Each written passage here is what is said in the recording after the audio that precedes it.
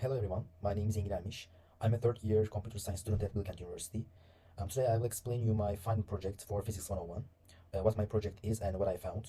First of all, I examined the launch angle effects on projectile motion. Well, we learned some formulas. For example, this one is for calculating the distance the object travels, and this one is for the maximum height the object reaches. And I wanted to try whether they actually work in real life. And I will explain you how I designed my project. Well, it will be very hard for me to calculate the maximum height it reached. So, like with measure tape or something like that. Again, it will be very, it will not be very hard, but calculating the distance it travels with a measuring tape is very problematic because it is very hard for me to find the exact spot the object landed. So that's why instead of using these things, I used an application named Tracker, which is designed to do these such things.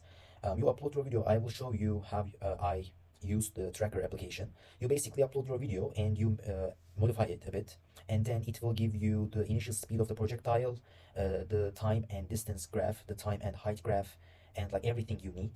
And right now I will show you how I use the application. Well, in my project, I analyzed 20, 40, 50, and 70 degrees. And this is the example for the 20-degree motion.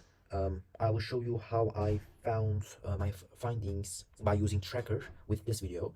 First, I will show you the original video. After I upload my video to Tracker, the first thing I need is a reference stick. I calculated this length in lab with a measuring tape. Well, this is very crucial because it is to calibrate this video. Otherwise, this program cannot know the real length that we analyze. After this, another very crucial thing is that my motion does not start from the surface level. So that's why I need to create my own axis, as you can see, because if the motion starts from here, it will go up here and it will end just right here. So this level should be same. After doing this, you have to check this frame rate. If your camera took this video in, for example, 60 FPS, then you should change this to 60. Since my camera was 30 FPS, I'm not changing this. Then you create any trackable object here, and for each frame you will tap on your projectile, and the tracker will automatically find every single data you need. For example, the time and distance graph, the time and height graph, and yeah, that's all. Here, as you can see, these are its findings, and I do this calculation 3 times because, for example, you will see that we will find some errors, and they will result from these. Well, I showed you how I obtained my results by using Tracker for 20-degree angle, and I did the same steps for 40, 50, and 70 angles as well. And here you will see my overall result table. Here, as you can see, I have experimental region height and theoretical region height for all of my angles. Well, the first thing you probably notice is that my error values are so small.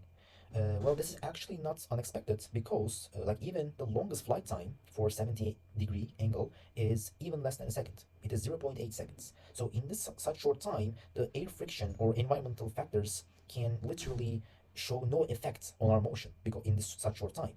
So that's why my error values are so small. And I still have error, of course, because as I showed you, for each frame, you tap on the projectile manually. And since I'm doing it manually, it is likely that I misclick, or even if I move my mouse slide a little to the right, for example, it will result in an error, and they result from that. So in my project, I concluded that if you can somehow reduce the effect of air resistance, or for example, for other projects, it may be friction, or in our project, it is air friction as well.